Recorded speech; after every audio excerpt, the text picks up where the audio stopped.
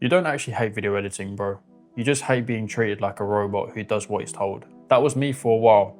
I remember this one job that I had. It was about a 45-minute video after the video had been cut up. Basically, they told me that it would be a chill video, there wasn't too many animations, it was just pretty light throughout the whole video. So that's exactly what I did. I did that, I sent it off, and I just remember about 50 or 60, maybe even 70 revisions coming back to me.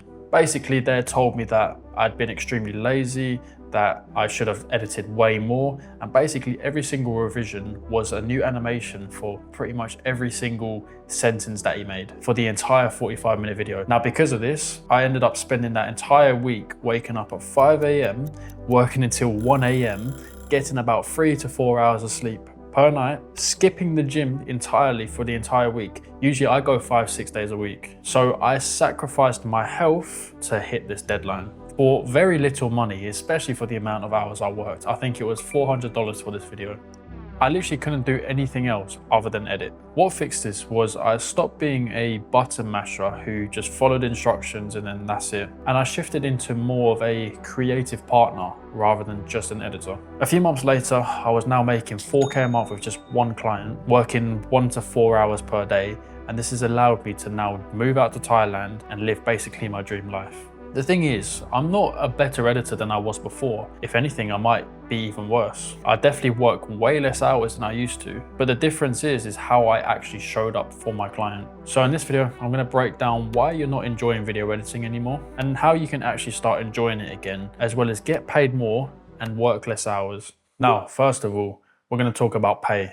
So the chances are, you're watching this because you're probably getting underpaid. This is the case with so many editors because they all learn the same advice, right? They all learn the same thing, and that's just to get as good as possible at editing, get as many clients as they possibly can, basically follow instructions and do exactly what the client wants. Now, this is exactly what keeps you underpaid and replaceable, because think of yourself in the client's shoes, right? He's coming up with video ideas, he's scripting most likely, he's doing all these things that take a lot of time that goes into the content process. And now he has to think about the kind of editing that he wants, the editing style. And then on top of that, he has to constantly create these detailed briefs that he can send off to the editor so they can follow in detail exactly what he wants for the video, so there's no confusion. And this is great when you first start working with a client because you can really start to understand exactly what they want. But the problem is most editors, they just expect the brief every single video. They might work with this client for months and months, do many videos with them,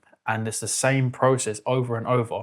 Now you can imagine as the client, as well as all these other things that he has to do, creating these detailed briefs, and then also on top of that, all the revisions that are constantly being written for every single video that you do. That kills so much more of his time, as well as takes a lot of his mental energy. And it doesn't do anything to improve your relationship with him. Now, in his eyes, you're not providing anything other than just editing exactly what he tells you to do. So then what makes you think that he can't just go onto Upwork, find a better editor than you, as well as someone who charges less for their work? Why would he not choose them over you? You can probably understand how that makes you very replaceable. Money comes from making your client's life as a content creator way easier. If you can come in and be that editor where basically he just sends you the footage, doesn't need to give you any kind of instructions, you edit it and it's perfect, then you are irreplaceable now. The thing is, most editors, they just aren't willing to do this, They just don't think outside the box. They don't think about the client's needs. And this is why they get stuck underpaid. Most editors don't do this. Now guys, clients absolutely hate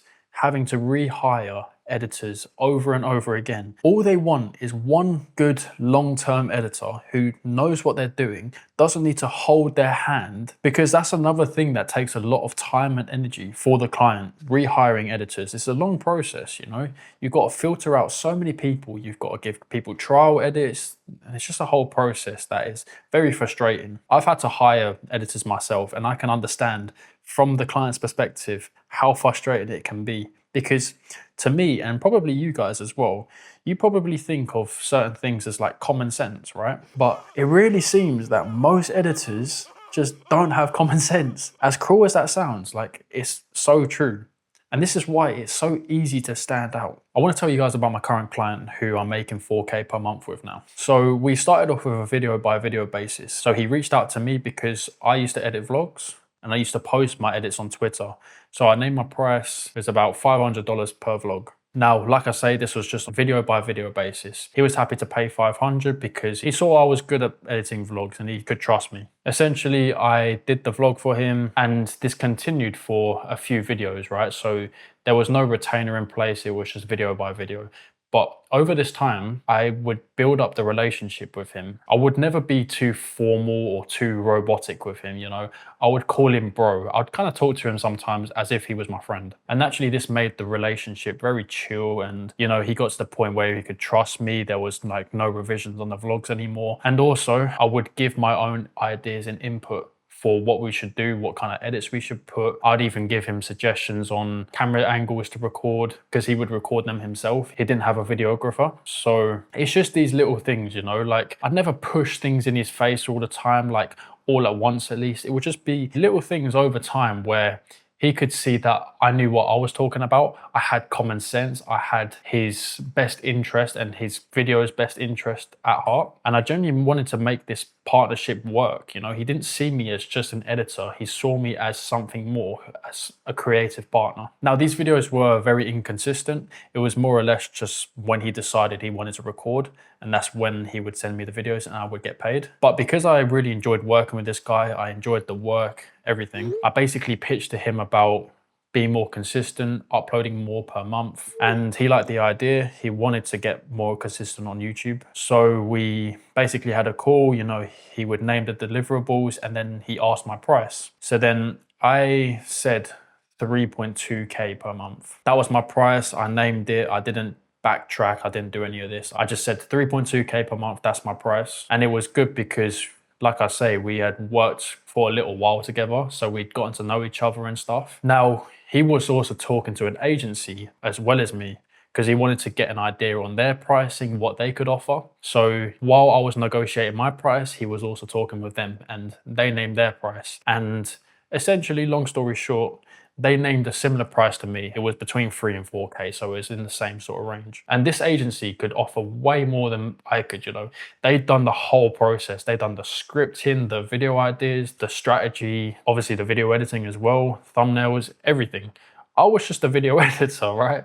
You know, I'd help with like some ideas here and there, but essentially I was just the video editor. But because I'd built this relationship with my client over a decent amount of time, and he saw who I was, the potential I had even, he basically got on a call with me after he got the price from the agency. And he essentially said to me that they'd named a similar price to me. And because of that, he'd prefer to work with me over them. And now the reason why he chose me over the agency, even though I could do way less than they could, is because of that client relationship that I built with him. I remember he specifically told me that he saw me as more than just an editor. He saw me as someone who could eventually be the top guy in his content creation process, basically the creative director. Now, obviously I have no experience being a creative director, you know, he knows that as well. But because of the connection I built with him and the input I gave, and I just basically showed him that I am an asset to him rather than just a liability, he was willing to take the gamble on me rather than go for an agency, because he knows with an agency, there's not going to be any connection there, right? You know, pay them the money, they do their job, and then that's it. But with me, he genuinely saw a future with me. Pause. Anyway, long story short, these things got me this retainer, and a little bit later on got me the pay rise from 3.2K to 4K now. And that's how important building your relationship with your client and not being a button masher is. Now, I want to talk about being overworked. You're probably working 8 to 12, maybe even 15 hours a day, like I sometimes was, just to hit deadlines, and absolutely hating it because you can't live a life. You might just about have enough time to go to the gym or do something, right? But essentially, you know, you're kind of more trapped in this than you was trapped in your 9-to-5 job if you had one. Now, the reason for this is because most editors, they just don't set boundaries. They just take whatever job and work that they can get that lands into their inbox and then says yes to everything. Now, I want you to look back and think, why did you first get into freelance video editing in the first place? Now, at least in my case, and I'm sure a lot of people watching this as well can relate, is that I got into video editing because I wanted to get out of my 9 to 5 job and I wanted to live a life of freedom, right? So I wanted to work, you know, a few hours per day kind of thing, get paid online and basically live anywhere I wanted in the world. I didn't want a boss anymore. I didn't want anyone telling me what to do.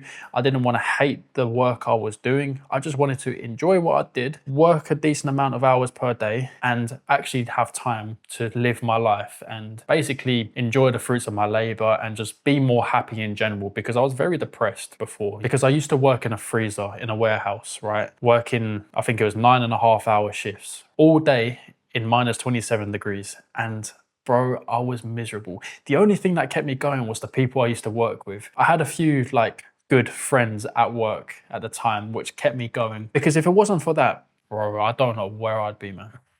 No, but seriously, it was so depressing and there was just no end in sight at all. Like I felt in a way hopeless and completely directionless, because for years I had been saying to myself that this was just a stepping stone. I wanted to create a business and I wanted to live a life that I genuinely enjoyed and live a good life living anywhere in the world pretty much. And basically, you know, 1, 2, 3, 4, 5, 6 years gone by and I was still stuck in basically the same position. I basically would hop from job to job, basically all warehouse jobs, and got nowhere. I'd barely have any savings and yeah, it just wasn't a good situation pretty much. So this is why I got into video editing. I knew that it was something that I could, first of all, start straight away. I could start earning fairly quickly, as well as it was something that I kind of had some experience with before. Not good experience, but basically I would record and edit my own gaming videos when I was younger. So I kind of knew my way around the editing software.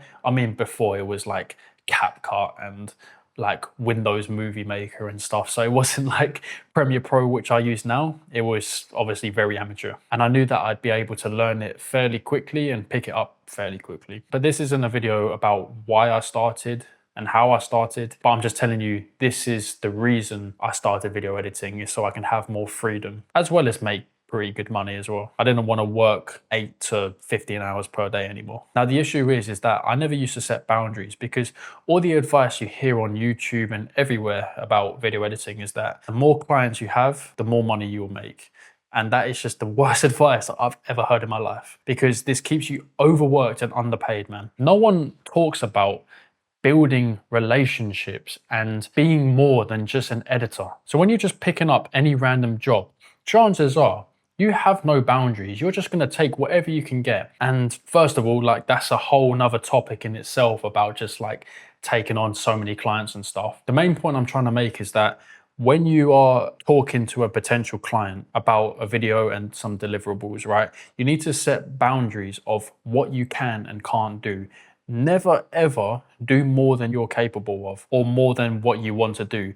Even if they say they have this and that they can pay extra for, you know, if you don't want to do that, if that's going to make your life miserable and you really don't want to do it, just don't do it, okay? But guys, be crystal clear on your deliverables with your client, because it's happened with me time and time again, as well as other editors all the time, where you might even have some deliverables, but then the revisions come and then all of a sudden they're naming things that wasn't mentioned before. And because you've done the video and you haven't got paid yet, most editors just do it because, you know, if they don't do it, then they're not going to get paid. And this is what turns a 4-hour edit into a 5, 6, 7, 8-hour edit, but your pay stays the same. So your pay stays the same, your hours go up. So your hourly rate is absolutely abysmal. You need to be comfortable with saying no, because remember why they hired you. They hired you for your creative expertise, right? They want your video editing, and you need to show them that you're the guy who, first of all, they can rely on, who will make their life easier. And that starts off with being firm, okay?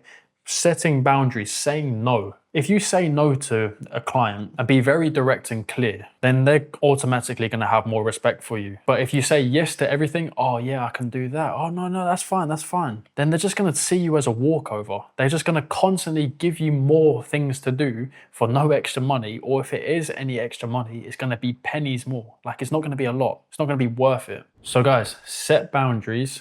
Don't be afraid to say no. And if there is anything extra that he wants, make sure to be very clear with him that it will cost extra. If he wants anything that's more than what you agreed on, you know, in terms of deliverables, that will cost extra. You need to make this very clear when you're initially agreeing on everything. If you don't do this, then your work, your mental health, and your life will suffer, because you're going to be working stupid hours, getting overworked and underpaid. You're going to be very miserable, right? You're going to hate what you do. And I'm assuming this is why you're watching this video, because you might be able to relate to this. And you ultimately have no time to live life, you know, move out to a beautiful country like Thailand and live a very, very good life for extremely cheap. Guys, it doesn't take a lot of money to move out to a place like here and basically live like a king. Anyway, that's it for this video. If you want to learn exactly what kind of clients that you should be picking up and exactly what ones you should avoid, because everything that I've taught you in this video is extremely important, but none of it matters if you're working with the wrong client. So if you'd like to find out what kind of client you should get and how to find them, then watch this video.